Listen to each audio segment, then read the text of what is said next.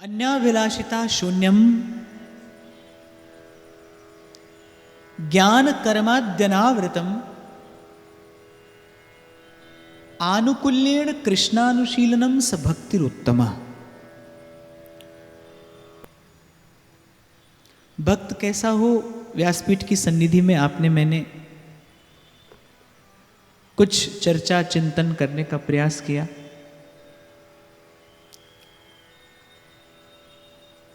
भक्ति कैसी हो, अब भक्त हुए बिना तो जाना नहीं जा सकता भक्ति कैसी हो।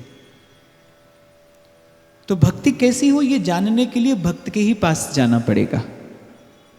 भक्त बताता है कि भक्ति कैसी है, कैसी हो। तो श्री रूप गोस्वामी पाद कहते हैं कैसी हो उत्तम भक्ति। अब ये शब्द एक प्रश्न खड़ा करता है कि जब कहते हैं भक्तिरुत्तमा, उत्तम भक्ति कैसी हो, तो एक प्रश्न खड़ा होता है कि क्या भक्ति मध्यम या क्या भक्ति निकृष्ट प्रकार की भी हो सकती है? क्या भक्ति में भी कोई गुणात्मक भेद होता है? तो थोड़ा निकट जाने पर खबर पड़ती है कि हां, हो सकता है। स्वार्थ के लिए की जाए तो वो निकृष्ट है। यदि भक्ति केवल स्वार्थ के लिए की जाए, स्वसुख को प्राप्त करने के लिए की जाए, तो वो भावना निकृष्ट मानी है आचार्यों ने। केवल अपने कल्याण के लिए की जाए तो वो मध्यमा भक्ति है, मध्यम कोटि की है। आचार्य चरण कह रहे कृष्णानुशीलनम स भक्तिरुत्तमा। प्रभु के सुख के लिए की जाए तो उत्तम भक्ति है। सेवा वही जो सेव्य को सुख दे। आपकी भक्ति वही जो भगवान को सुख दे, जो भगवान के सुख का कारण बने। तो प्रथम दिन जहां से मैंने ये चर्चा आरंभ की कि आपके मेरे जीवन में कहने को भक्ति है या होने को भक्ति है, इसका विचार करना बड़ा आवश्यक है। और कल मैंने आपसे निवेदन किया था कि बाप, भक्ति कोई साधारण घटना नहीं है। अनेक जन्मार्जितम पुण्यम कृष्ण भक्ति प्रजायते। और श्री गीता जी में तो भगवान कहते हैं कि बहुनाम जन्मनामन्ते ज्ञानवान माम प्रबद्धते, कि अनेक जन्मों के संचित पुण्य, गुरुजनों के अनुग्रह, और जब वस्तुतः जीव को किंचित ज्ञान का आलोक मिलता है, ये बात कहीं ये संकेत करती है, भगवान कहते हैं कि मेरी शरण में आने पर ज्ञान नहीं होता, ज्ञान होने पर ही जीव मेरी शरण में आता है। ज्ञानवान माम प्रपद्यते, ऐसा श्री कृष्ण कह रहे हैं। बहुनाम जन्म नामन्ते, और एक जन्म में नहीं, अनेक जन्म के पुण्य जब संचित होते हैं। और यहां एक बात मैं आपको और निवेदन करूं कि पुण्य प्रकट ना करिए।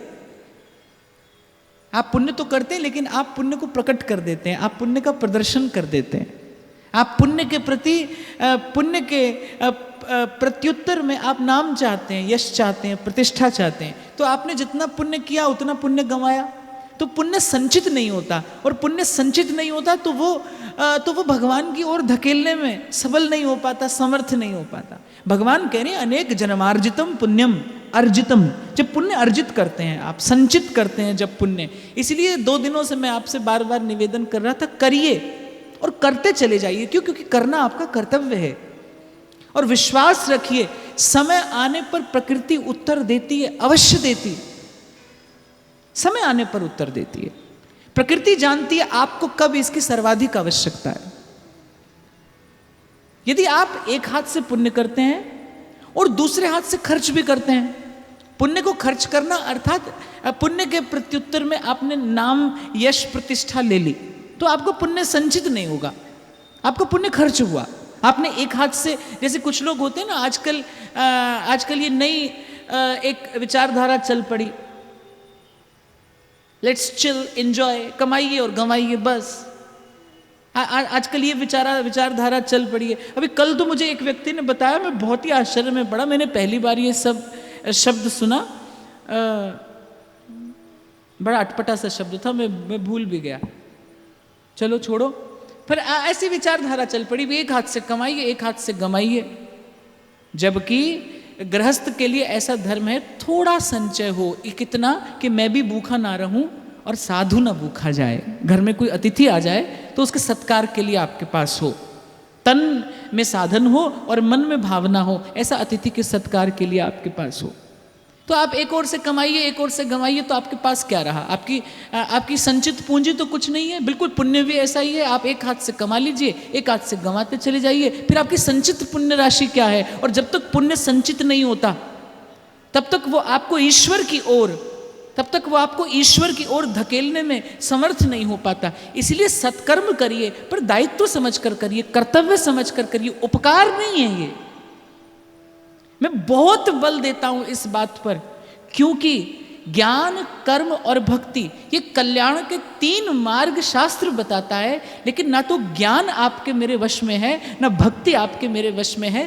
कर्म प्रधान विश्व करी राखा। अगर ईश्वर ने आपको कोई अधिकार दिया है, वो तो ना तो ज्ञान है और ना भक्ति है, कर्मण्यवाधिकारस्ते, कर्म का अधिकार ईश्वर आपको देता है।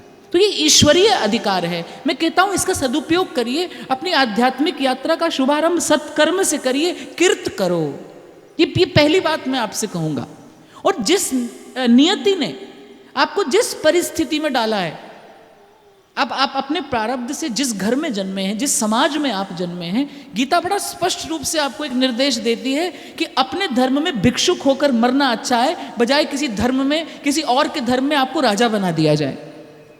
आप जिस देश में जन्मे हैं, आप जिस राष्ट्र में जन्मे हैं, आप जिस समाज में जन्मे हैं, जिस परिवार में आपने जन्म लिया है, उसके प्रति आपका कोई उत्तरदायित्व है, आपका एक ऋण है। आप यूं ही यहां तक नहीं पहुंच गए। मैंने कल भी कहा था, बहुत से लोगों का प्रत्यक्ष और बहुत से लोगों का अप्रत्यक्ष सहयोग रहा होगा इस जीवन यात्रा को यहां तक पहुंचाने में। उनका कुछ ऋण है, माता पिता का ऋण है, गुरुजनों का ऋण है, समाज का ऋण है, प्रकृति का ऋण है। कैसे उर्ण होएंगे आप? कर्म ही तो है एक सिरा जो आपके मेरे हाथ में है।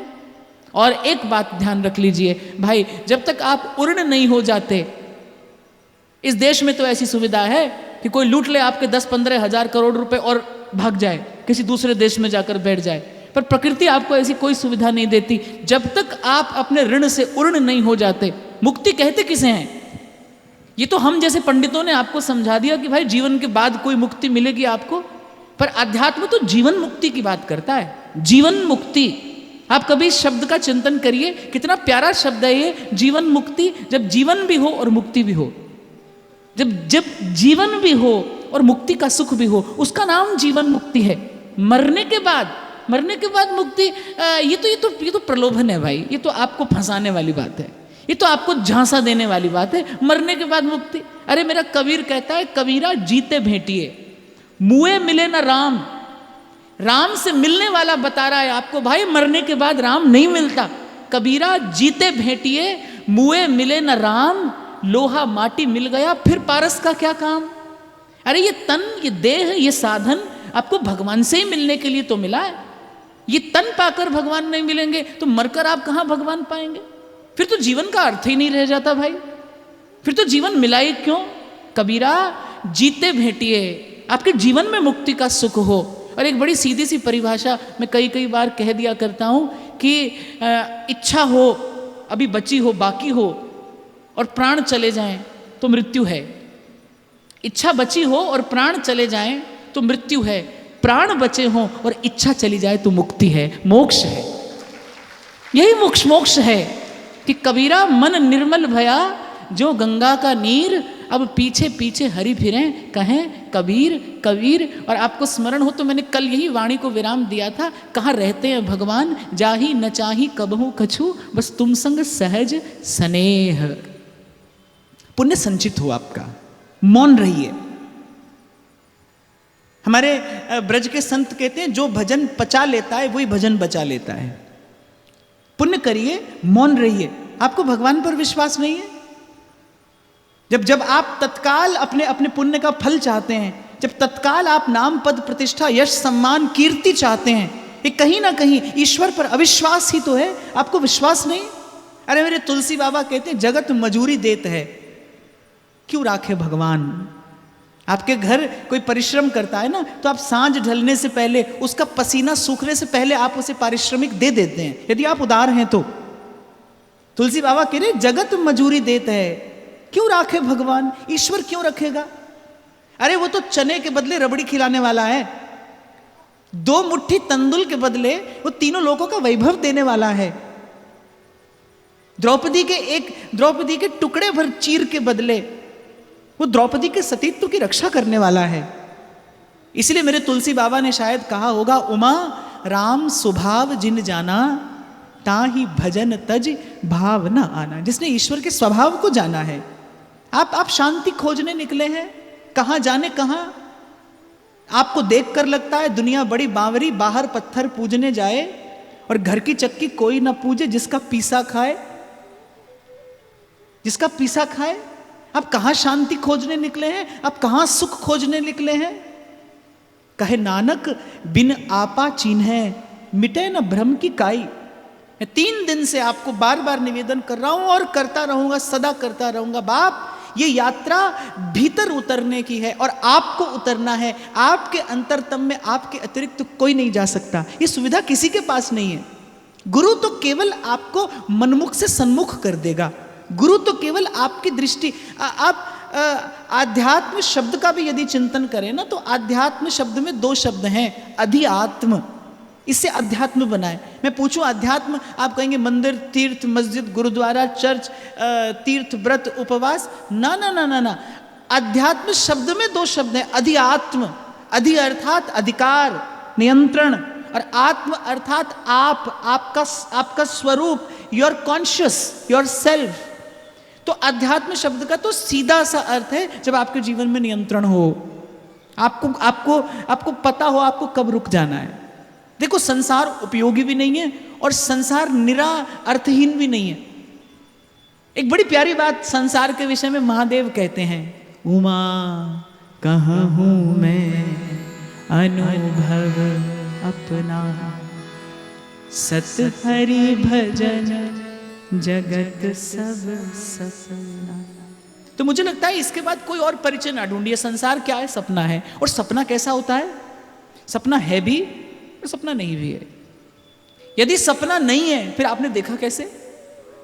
बहुत बार तो कभी कभी कोई स्वप्न तो ऐसा है कि आपको दिनों याद रहता है, महीनों याद रहता है, कोई सपना भूल ही नहीं पाते आप। कभी कभी वो आपको इतना भयभीत कर देता है कि अगले दिन आप पसीने से तरबतर जगते हैं अपने बिस्तर में। कैसे नहीं है सपना? सपना है। और आपसे पूछे कहाँ है तो आप कहेंगे भाई नहीं है, अब नहीं है। है भी और नहीं भी। एक शायर कहता है कहूं तो है नहीं।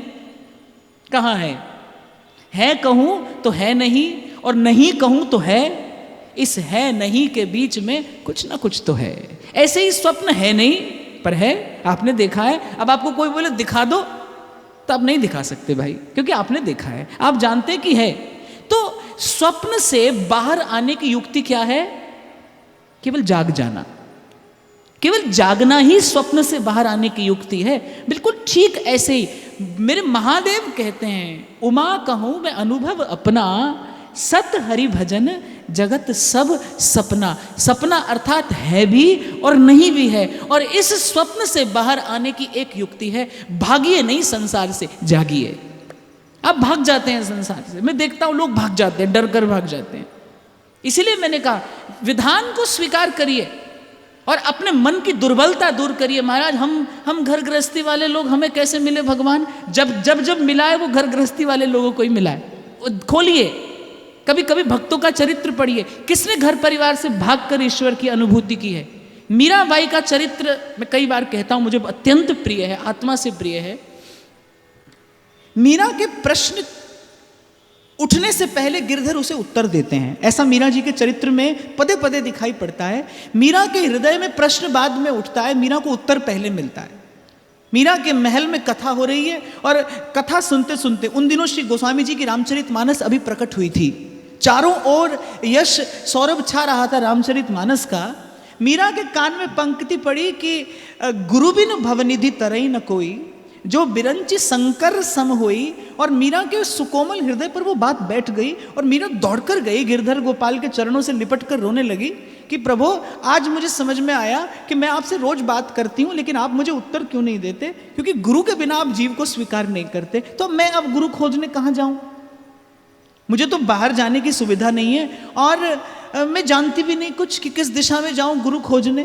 तो गिरधर गोपाल कहने लगे, जिस दिन शिष्य बनकर कोई तैयार हो जाता है ना, उस दिन उसके पास गुरु मैं ही भेज देता हूँ, शिष्य को कहीं नहीं जाना पड़ता। तू आज शिष्य बनकर तैयार हुई है, कल भोर फटने से पहले, कल पौ फूटने से पहले जिस संत का दर्शन हो, बस उसी के चरणों में अपना सर्वस्व न्योछावर कर देना। रात भर तो मीरा को नींद नहीं आई, आखिरी पहर में थोड़ी आंख लगने लगी तो दासी ने आकर द्वार खटखटा दिया कि बाईसा काशीरा प्रसिद्ध संत रैदास जी पधार्या छे। और मीरा दौड़ कर जाती है, रैदास जी का दर्शन होता है। तो मीरा के जीवन में प्रश्न बाद में उठे, मीरा को उत्तर पहले मिले, लेकिन जब मीरा का विवाह होने लगा, कहते हैं कि मीरा रो रो कर पुकार कर थक गई, हार गई। गिरधर गोपाल ने कोई उत्तर नहीं दिया। और जब ईश्वर मौन हो, आपकी प्रार्थना का आपको तत्काल उत्तर ना मिले, तो उसे ईश्वर का विधान समझिए और मस्तक झुकाकर स्वीकार करिए, इसी में आपका हित है। होई ही जो राम रचि राखा, स्वीकार करिए उसे। ईश्वर की स्वीकृति में अपनी स्वीकृति मिला देना, मुझे तो लगता है ये भक्ति का सर्वोत्कृष्ट प्रकार है। ईश्वर की स्वीकृति में अपनी स्वीकृति मिलाते चले जाइए, जीवन में आनंद रहेगा।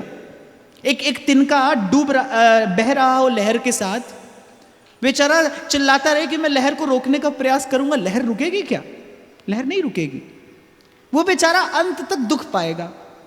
और वही तिनका ये कहने लगे कि बहती लहर के साथ मैं भी बह रहा हूं, उसके जीवन में आनंद ही आनंद हो जाएगा। ऐसे ही और आपका और मेरा जीवन है कैसा? तिनका बयार के बस। कबीर तो कहता है, पानी केरा बुदबुदा और मानुष की जात है भी और नहीं भी है। कितना जीवन, कैसा जीवन है? क्षण भंगुर। ईश्वर की स्वीकृति में स्वीकृति मिलाइए। तो मैं कई बार विचार करता हूं भाई, न होने देते गिरधर मीरा का विवाह, क्या पड़ी थी उन्हें? श्री कृष्ण जानते हैं कि मीरा के उर अंतर में, मीरा के चित्त में कहीं दूर दूर तक भी इच्छा नहीं है संसार की। फिर क्यों? क्योंकि मीरा कृष्ण को पाने नहीं आई थी, मीरा तो कृष्ण प्राप्ति का मार्ग बताने आई थी संसार को। और यदि कहीं मीरा जी का विवाह न होता तो संसार को यह संदेश मिलता कि शायद ये संबंध भगवत प्राप्ति में बाधक है। इसीलिए गोविंद ने कहा कि मीरा, ये संबंध तुझे स्वीकार करना होगा। मैं अपने भक्त को किसी भी स्थिति में देख सकता हूं, लेकिन मैं अपने भक्त को भयभीत नहीं देख सकता। मैं तेरे साथ हूं, मैं तेरे संग हूं, तुझे संसार से भय कैसा? इसलिए कूदिए संसार के सिंधु में ईश्वर का आश्रय लेकर, फिर कूदिए, भागिए मत, जागिए, निकालिए अपने मन से दुर्बलता। क्यों नहीं पा सकते आप ईश्वर को? आप प्रश्न करते हैं हमें कैसे मिलेंगे, आप प्रश्न करिए हमें कैसे नहीं मिलेंगे।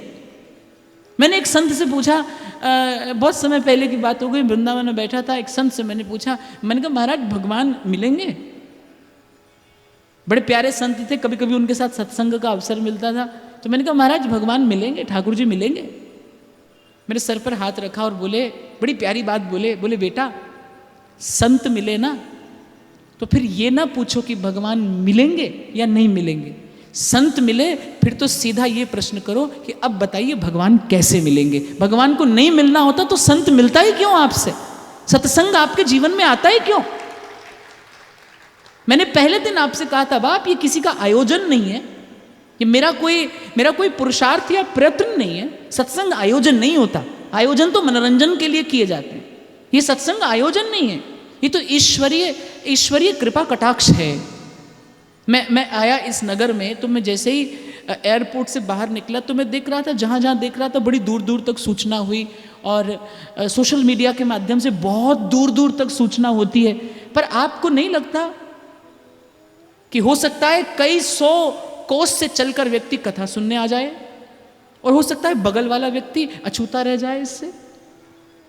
यदि आप और मैं अपने प्रयास से पाते तो फिर तो सब पा लेते ना। ये तो ईश्वरीय कृपा कटाक्ष है, ये तो ईश्वर का शक्तिपात है, ये एक व्यवस्था है, भगवदीय व्यवस्था है आपके मेरे कल्याण की।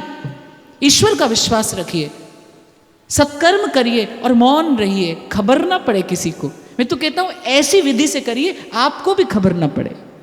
आप सत्कर्म करते हैं, ये आपको भी खबर ना पड़े, इस विधि से करते चले जाइए। ये एक ही स्थिति में संभव है। आप कहेंगे महाराज ये कैसे संभव है, मैं ही करूं मुझे ही खबर ना पड़े? मैंने तो बड़े लोगों से सुना है, भाई दायां हाथ दे तो बाएं को खबर ना पड़े। कैसे संभव है ये? आप ही करें, आपको खबर ना पड़े, ये कैसे संभव है? ये संभव है एक सत्य को जीवन में स्वीकार करके कि आप सत्कर्म नहीं करते, किसी की प्रेरणा आपसे कराती है। मुझे दिनकर साहब की 4 पंक्तियां बड़ी प्रिय लगती हैं और मैं प्राय करके सब जगह उनको स्मरण करता हूं। कवि रामधारी सिंह दिनकर एक बार भोजन करने बैठे और द्वार पर एक भिक्षुक आ गया। थाली में 2 रोटी थी, उन्होंने 2 रोटी उठाई, भिक्षुक के हाथ में दे दी और आप केवल जल पीकर रह गए। एक व्यक्ति ने उन्हें देखा, बोले आपने अपने हिस्से का भोजन दे दिया और वो भी सारा का सारा। तो दिनकर साहब कहने लगे मैंने नहीं दिया। आप केवल स्थूल दृष्टि से देखते हैं, इसलिए आपको लगता है मैंने दिया। मैंने नहीं दिया। किसने दिया? दिनकर साहब कहते जो रोटी मैंने दी उस रोटी के पीछे आटा है क्षीर सा। क्षीर कहते हैं दूध को, जब आटा बनाते हैं तो वो एक बार दूध सा होता है ना। आप बड़े ध्यान से सुनना, आपको आनंद आएगा। बाप दिनकर साहब कहने लगे रोटी के पीछे आटा है क्षीर सा, आटे के पीछे चक्की की तान है। रोटी के पीछे आटा है क्षीर सा, आटे के पीछे चक्की की तान है। चक्की के पीछे गेहूं, गेहूं के पीछे वर्षा। अरे पर वर्षा के पीछे तो आज भी भगवान है। वो ना होता तो कहां से रोटी आती?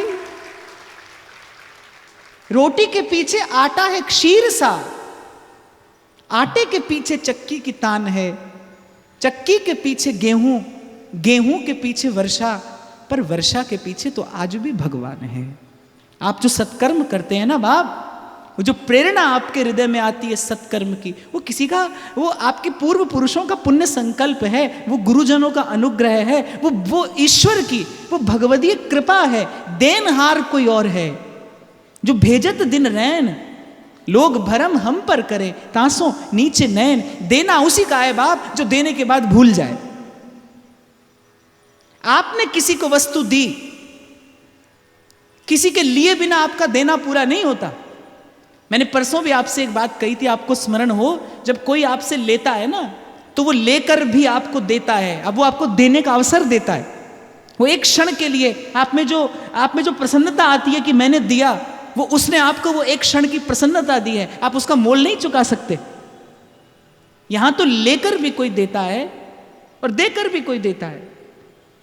नहीं तो ऐसे ही कोई नहीं कहता दाता एक राम, भिखारी सारी दुनिया।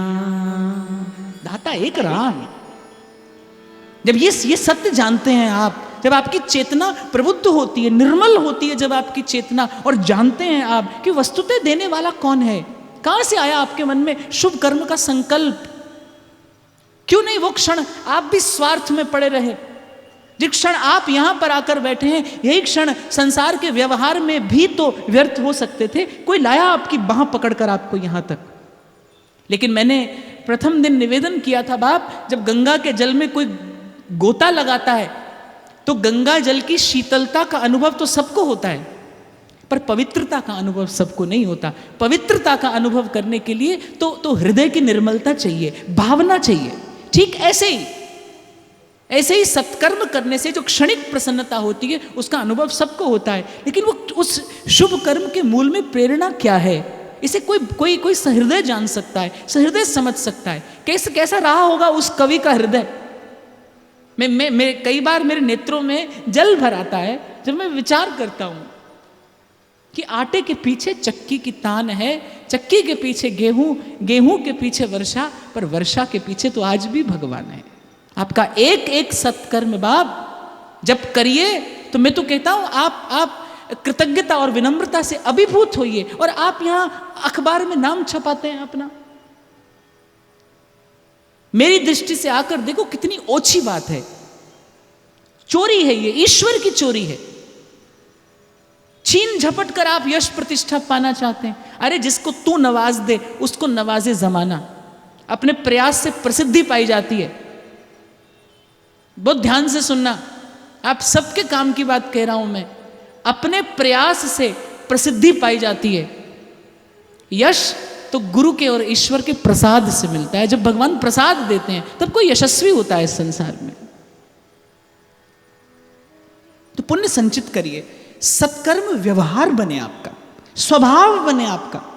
जैसे स्वभाव जब हो जाता है ना आपका कुछ, तब आपको उसे करने के लिए प्रयास नहीं करना पड़ता, क्योंकि वो आपका स्वभाव है, आप स्वभाव के वशीभूत होकर करते हैं। ऐसे ही शुभ चिंतन, शुभ संकल्प, शुभ विचार, शुभ व्यवहार, ये आपका स्वभाव बने, आपके स्वभाव में आ जाए सत्कर्म, आपके स्वभाव में आ जाए सद्विचार। आपकी चेतना हरिनाम का आश्रय लेकर इतनी निर्मल हो जाए कि उससे प्रेम, स्नेह, वात्सल्य, क्षमा, दया, इसके अतिरिक्त कुछ फूटे ना, कुछ स्फुरित ना हो। तुलसी बाबा कहते हैं मानस में, भक्ति स्वतंत्र सकल गुण खानी, बिन सत्संग ना पावे प्राणी। इसलिए 2 दिनों से मैं आपसे कह रहा हूं भाई, कहीं जीवन में भक्ति का चित्र तो नहीं खींच लिया बस आपने, और आप उसी से प्रसन्न हुए चले जा रहे हैं। देखिए, भक्ति जनित, भक्ति तो प्रसव कारिणी है सद्गुणों की, क्योंकि भक्ति का सीधा संयोग है भगवान से। और जैसी भक्ति का संयोग होता है, जैसी भावना का संयोग होता है भगवान से, भक्ति सद्गुणों का प्रसव करती है जीवन में। भक्ति गुणों की प्रसव कारिणी है, जननी है भक्ति जीवन में सद्गुणों की, जनजननी है। तो आप देखना कि जो भक्ति प्रदत्त गुण है, जो भक्ति जन्य गुण है, वो आपके जीवन में आए कि नहीं। क्षमा है, आप क्षमा कर सकते हैं, आपके जीवन में तितिक्षा है, बांटते हैं आप सम्मान, क्या प्रेम देने की सामर्थ्य है आप में? भूल सकते हैं आप किसी के सुख के लिए अपना सुख 2 क्षणों के लिए? नहीं तो बाप, बुरा ना मानना, और मानना तो मानना, मैं क्या करूं? मानिएगा तो मानिएगा, माला फेरत जुग भया, पे फिरा न मन का फेर। मैं विचार में पड़ा हूं भाई, पिछले कुछ काल से मैं देखता हूं जीवन बीतता है आपका, जीवन बरसों बिता देते हैं आप, पोथी आपके हाथ में रहती है, माला आपके हाथ में रहती है, आपकी जिह्वा पर कुछ मंत्र भी स्फुरित होते रहते हैं। आपके भीतर इतनी जड़ता है कि आपकी चेतना एक पग आगे नहीं बढ़ती, एक पग। वही ईर्ष्या, वही निंदा, वही असूया, वही राग, वही द्वेष, वही सब जीवन में, एक पग आगे नहीं बढ़ते आप। 10 बरस पहले भी कथा सुनते थे आप, आज भी सुनते हैं। कभी समय आया ऐसा अपने मन को बैठाकर आपको लगाओ कि भाई चल आज तुझे भगवान की कथा सुनाते हैं? संतों की तो यही उक्ति है। रैदास जी कहते हैं, चल मन हरि चटसाल पढ़ा, चल मन हरि चटसाल पढ़ा, चल मन हरि चटसाल पढ़ाऊं। आज तुझे लेकर चलता हूं प्रभु की पाठशाला में, तू भी कुछ प्रेम का पाठ पढ़ के आ वहां से। कभी मन किया ऐसा? अपने मन को बैठाकर ले गए हो आप? कौन ले जाएगा? तुम्हें सिखा दिया किसी ने, हाँ बेटा गुरुजी मिल गए, अब तो हो गया काम। एक व्यक्ति मिला, बोले महाराज दीक्षा हो गई, अब तो काम खत्म। तो मैंने कहा भाई दीक्षा से काम खत्म नहीं होता, आरंभ होता है। गुरु मिलता है तो ये यात्रा आरंभ होती है। इतने दुर्बल हैं आप कि कठिनता, कठिनाई, इस नाम से भी भय लगता है आपको, और आपके इस भय का फिर कोई शोषण करता है, आपकी भावनाओं का फिर कोई दोहन करता है। मैं बता रहा था ना आपसे, एक व्यक्ति मुझे फ्लाइट में मिले, 8 उंगली में 10 अंगूठी पहने थे। मुझे लगा कितना दुर्बल होगा ये व्यक्ति भीतर से, कितना दुर्बल। क्यों इतना कठिन बना लिया आपने इसे? आज मुझसे पूछा किसी ने, कल की बात को, अच्छा किया आपने सवाल पूछा, इसको स्पष्ट जान लेना बहुत आवश्यक है। इसमें लिखा, कल आपने बताया कि माला के ऊपर गिनकर हरि नाम लेने को जरूरी नहीं बताया, पर वृंदावन के षड गोस्वामी अष्टकम में स्पष्ट लिखा है, संख्या पूर्वक नाम गान नति भी, कि संख्या पूर्वक नाम जप में व्यतीत करते थे। एक बात बताइए, अनुभव करके बताइएगा, उसके बाद मुझसे फिर दोबारा ये प्रश्न करिएगा। जो मैंने कल कहा, मैं अपने उन्हीं शब्दों पर आज भी हूं और सदा रहूंगा कि जब आप गिनते हैं, दो बात होती है। एक तो मैं जप करता हूं, आपको एक छोटी सी बात बता दूं अपने अनुभव से। भजन करते करते संसार भूल जाना सरल है, पर मैं भजन करता हूं ये भूल जाना कठिन है। जब आप गिन कर जप करते हैं ना, तो संख्या में भी मन रहता है, मैं जप करता हूं इसमें भी मन रहता है। यद्यपि आपने जो कहा कि हम जैसे लोगों के लिए उद्दंड मन के भरोसे हरिनाम लेने का प्रयास करेंगे तो अत्यंत कठिन प्रतीत होता है। कौन कहता है अपने मन के भरोसे भजन करो? कौन कहता है? जब आप गिन कर करते हैं ना, तब आप अपने भरोसे करते हैं। जब आप नित्य प्रति गिनते हैं अपनी माला, तब आपको अपनी जप संख्या का भरोसा होता है। कौन कहता है? मेरा तुलसी जब कहता है, तुलसी मेरे राम को रीझ बजो या खीज, भूमि पड़ा जामे सभी उल्टा सीधा बीज। तुलसी अपने भरोसे नहीं, अपने राम के भरोसे ये बात कहता है कि मेरा राम इतना दयालु है। आज मुझे भगवान के स्वरूप और स्वभाव की चर्चा करनी थी, भला किया आपने सवाल पूछा बाप। मेरे व्यास जी कहते हैं, काहू केवल भजन को काहू को आचार, व्यास भरोसे कुंवरी के सोवत पांव पसार। आपको लगता है व्यास जी जैसा परम भागवत, परम ज्ञानी, परम पुरुषार्थी वृंदावन में पांव पसार के सोता रहता होगा? ये तो निर्भयता की बात है, ये तो निश्चिंतता की बात है, ईश्वर के भरोसे। आप अपने जीवन में भय ना लाइए। यदि आप संख्या से करके करेंगे तो जिस दिन आप पूरी संख्या नहीं कर पाएंगे, उस दिन आपके मन में खेद होगा, उस दिन आपके मन में एक हलचल होगी। क्यों बांधते हैं आप अपने आप को? अरे व्रत लेना है ना, तो फिर एक ही बात का लीजिए। यदि जीवन में व्रत लेना है, लोग मुझसे पूछते हैं आपके संप्रदाय में कोई व्रत नहीं होता, एकादशी भी नहीं होती, कोई व्रत नहीं होता। एक माता मंदिर में मिली, बोले करवा चौथ भी नहीं होता। लो बताओ, आप तो कहते हैं अपने लिए न करो, किसी के लिए करो। तो करवा चौथ तो किसी के लिए किया जाता है, वो भी नहीं होता। तो मैंने कहा माता जी आपके पति हैं इस समय आपके साथ? बोली हाँ है। मैंने कहा कहाँ है? अरे यहीं कहीं होंगे। ऐसा ही उत्तर मिला था मुझे, मैं बता रहा हूं ईमानदारी से। अरे यहीं कहीं होंगे। तो मैंने कहा आप चाहती हैं ये आपको 7 जन्म मिलते ही रहें? और मैंने कहा झूठ ना बोलिएगा, आप ठाकुर जी के सामने खड़ी हैं वृंदावन धाम में। वो निकल गई यहां वहां से। मैंने आवाज देकर कहा इसीलिए नहीं रखते हम ये व्रत। क्यों फंसना है संसार में? संसार का प्रत्येक व्रत तो संसार देने वाला है भाई। अगर व्रत लेना है ना जीवन में, तो फिर एक लीजिए, बने तो रघुवर पे बने, बिगड़े तो भरपूर, जो रघुवर को ना रुचे, वावन में धूर, वावन में धूर। अपने प्रभु के अतिरिक्त आप किसी से नहीं लेंगे, ये व्रत लीजिए।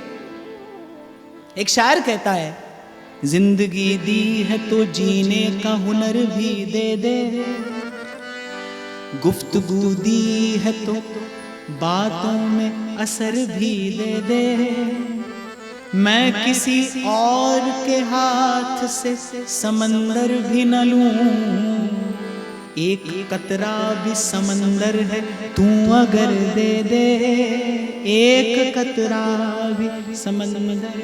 अरे व्रत निभाने के लिए लिया जाता है, खोलने के लिए नहीं। आप तो व्रत लेते ही हैं खोलने के लिए। एकादशी के दिन प्रतीक्षा ही रहती है कब पारण हो व्रत का। उस दिन भजन हो के नहीं, पर भोजन का भजन जरूर होता है। दिन भर मन रहता है रसोई में आज क्या पकेगा, एक दिन पहले से तैयारी शुरू हो जाती, कल एकादशी है। पहले समझ तो लीजिए उपवास का अर्थ क्या होता है।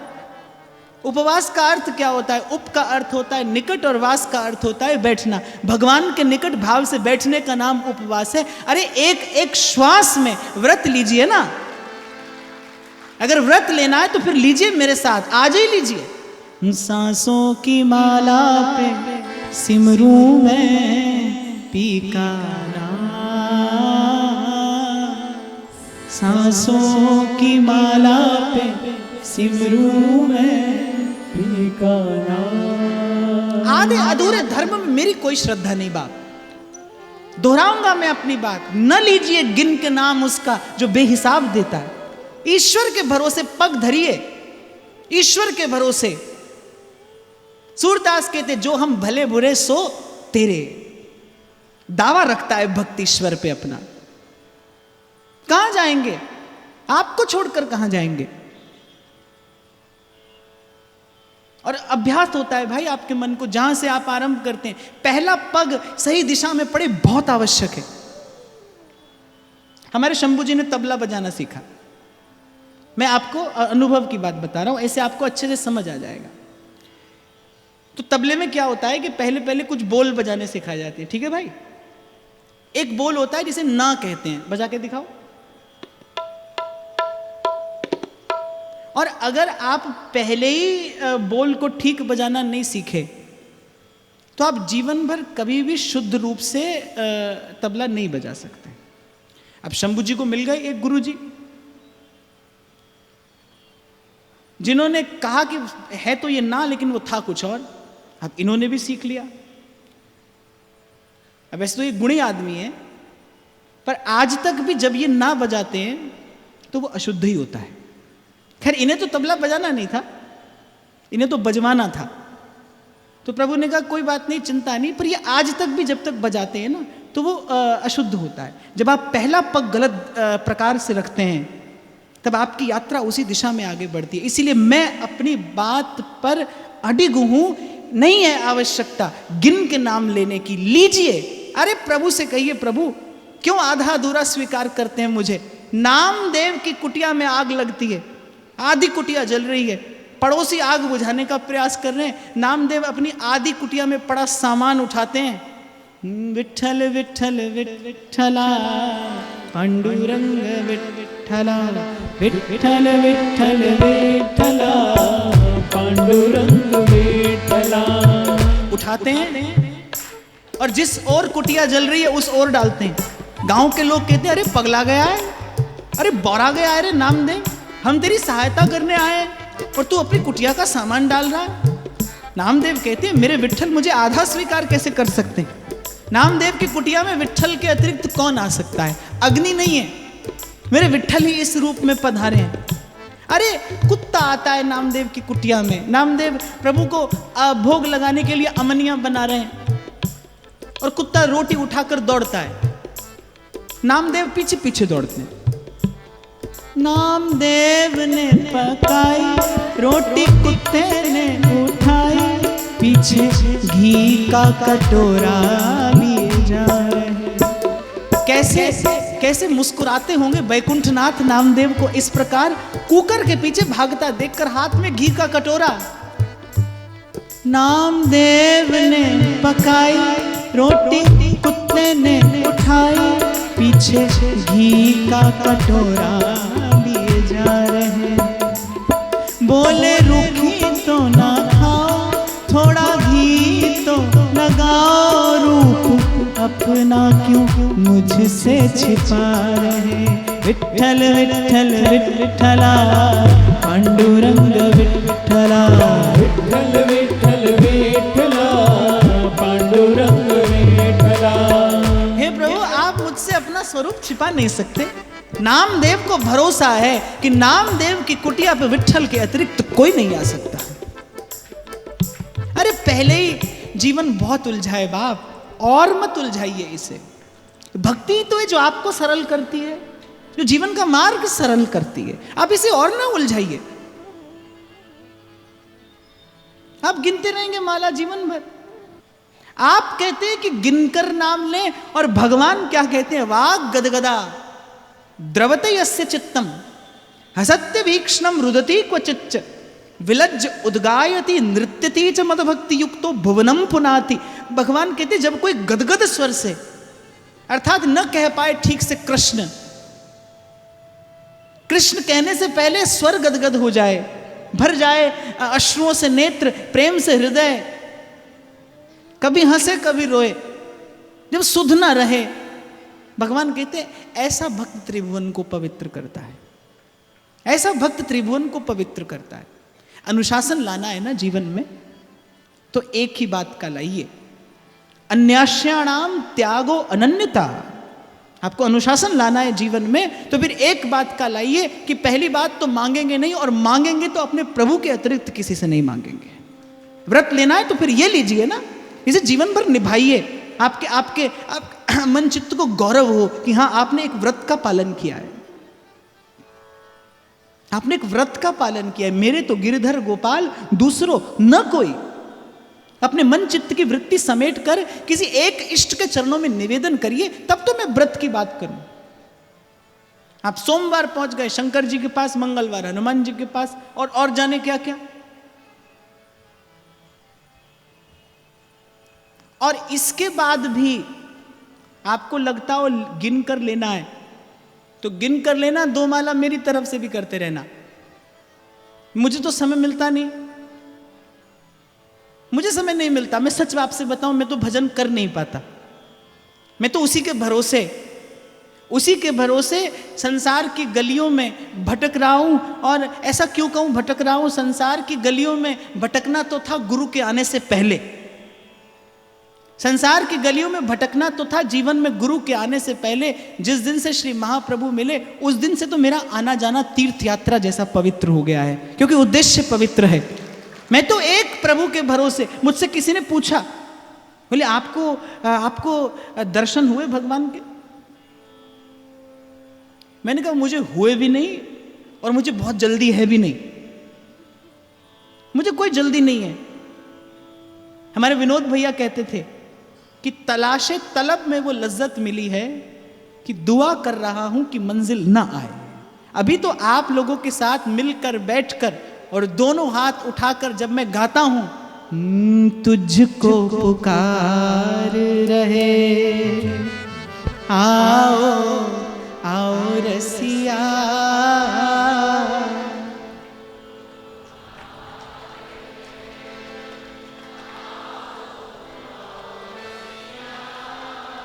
सब दुख दूर हुए।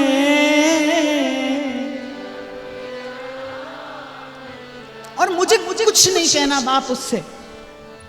मेरे पास न कोई शिकवा है न कोई शिकायत। मुझे प्रभु से कुछ नहीं कहना। मैं व्यासपीठ से कह रहा हूं, आपको मेरी बात पर विश्वास करना होगा। मैंने कभी ईश्वर से प्रार्थना नहीं की। गुरु का दिया हुआ एक भरोसा है मेरे मन में। बिन बोलिया सब किछ जानदा, किस आगे कीजे अरदास। बिन बोलिया सब किछ जानदा। मुझे विश्वास है इस बात का, इसीलिए मौन ही मेरी भाषा है। और कहूँ क्या अंतर्यामी,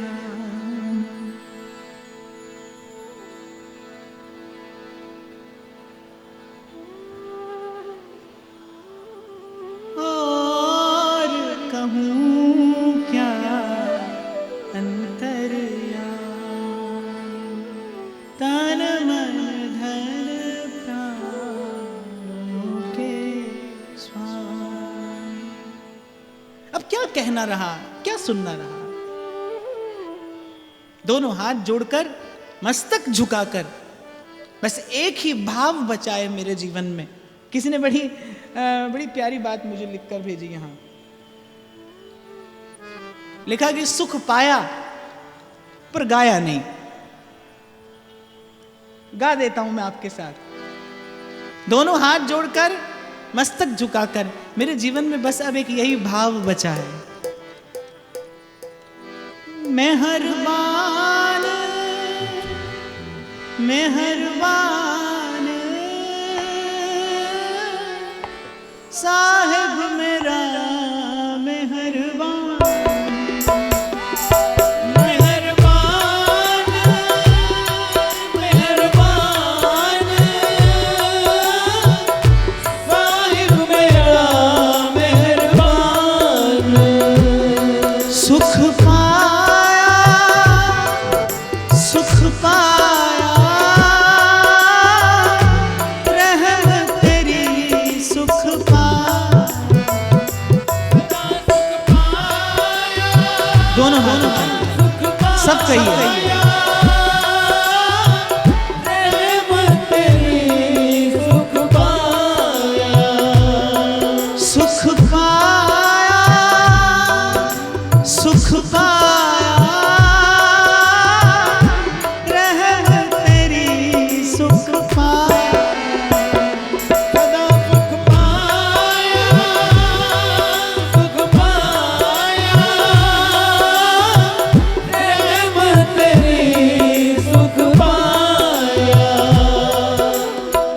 कहने पर मैंने गुनगुनाया, मेरे कहने पर आप गाइए।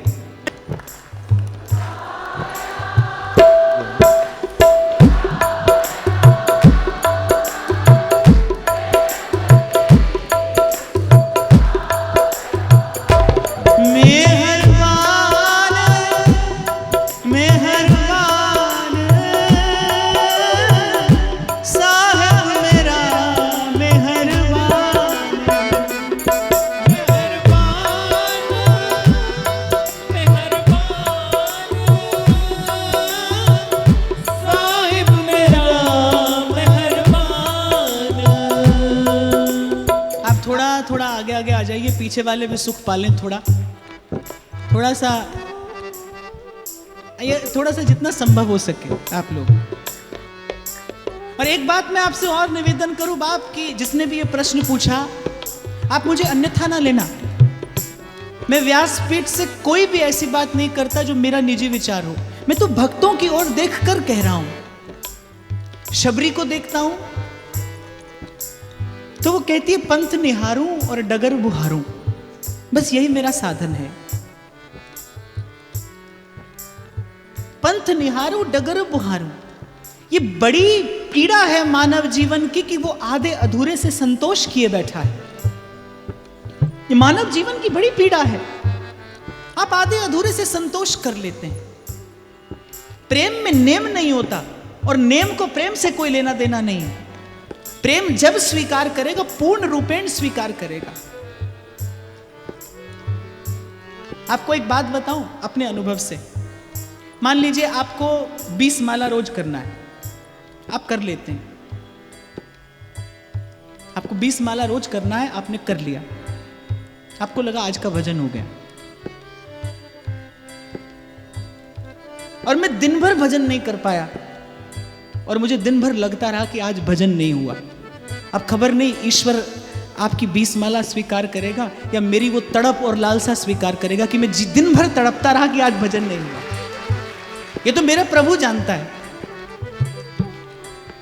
अरे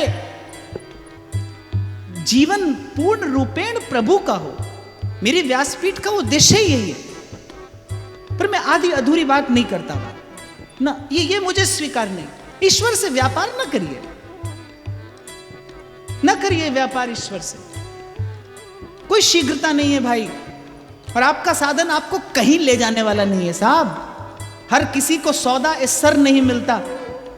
शायर कहता है हर किसी को सौदा इस सर नहीं मिलता, और सौदा जो मिल जाए तो फिर सर नहीं मिलता। हमने हर राह से गुजर के जाना है, वो किसी राह से गुजर नहीं मिलता, नहीं मिलता। कभी यहां तुम्हें ढूंढा, कभी वहां पहुंचा, और तुम्हारी दीद की खातिर कहां कहां पहुंचा। कभी यहां तुम्हें ढूंढा, कभी वहां पहुंचा, और तुम्हारी दीद की खातिर कहां कहां पहुंचा। गरीब लुट गया, बामाल हो गया, लेकिन किसी तलक न तेरा आज तक निशा पहुंचा। उपनिषद कहता है नायम आत्मा प्रवचनेन लभ्यो न मेधया न बहुना श्रुतेन यमे वैश वृणुते तेन लभ्य। चुन लेता है जिसे ईश्वर। सत्कर्म से जीवन इतना सुंदर बनाइए, ईश्वर आपको चुन ले, बस वर्ण कर ले। वो ईश्वरीय शक्ति आपका प्रेम चुने आपको, आपके हृदय को अपना घर बनाए भगवान। अपने मन को मंदिर सा पवित्र करिए, सत्कर्म से साधिए, सद्भाव से निर्मल करिए अपने मन को। उसके बाद भाई मुझे लगता है हर किसी की अपनी अपनी विचारधारा है। जिनकी बात आपने लिखकर कही, उनकी बात भी प्रणम्य है, मान्य है। आपको वो रुचे आप ये करिए, मुझे ये रुचता है, मुझे ये रुचता है। मुझे लगता है उसका स्वभाव ऐसा है, आधे नाम पे भी आता है। पूरा नाम न ले कोई, उसे उद्देश्य करके कोई आधा नाम ले तो भी आता है। और मन एक है ना बाप, कहां लगाऊं?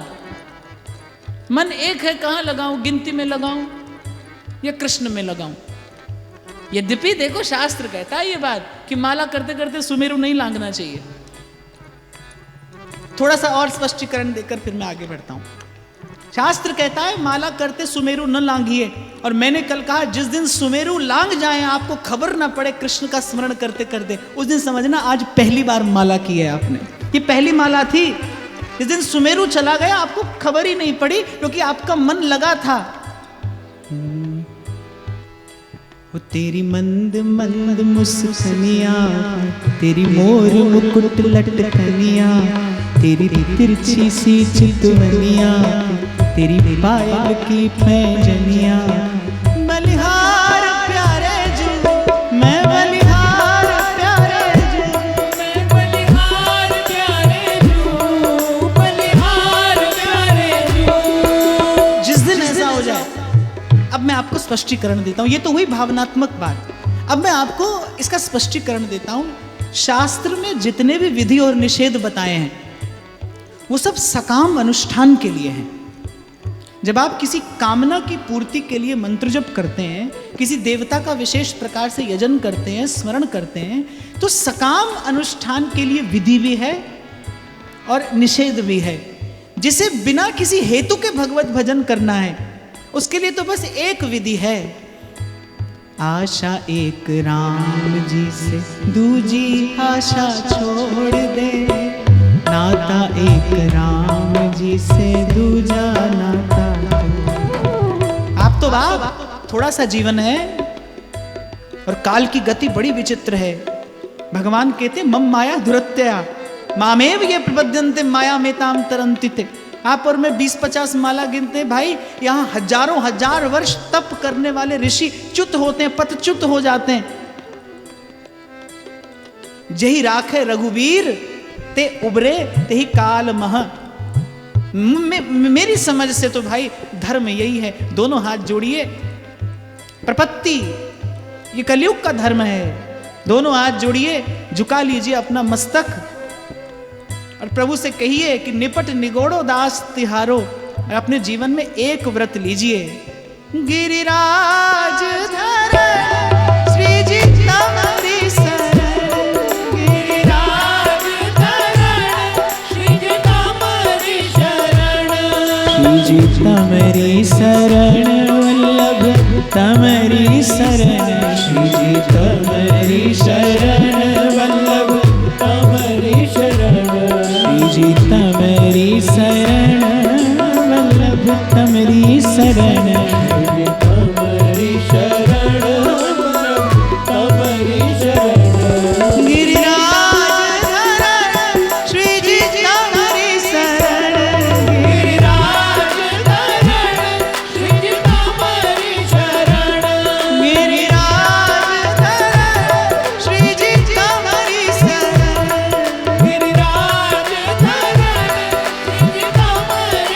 गिरिराज श्री जी तमरी शरण वल्लभ तमरी शरण, श्री जी तमरी शरण तमरी शरण, श्री जी तमरी शरण वल्लभ तमरी शरण, श्री जी तमरी शरण वल्लभ तमरी शरण। गिरिराज धरण श्री जी तमरी शरण, गिरिराज धरण श्री जी तमरी शरण, गिरिराज धरण श्री जी तमरी शरण, गिरिराज धरण श्री जी तमरी शरण, गिरिराज धरण श्री जी तमरी शरण, गिरिराज धरण श्री जी तमरी शरण।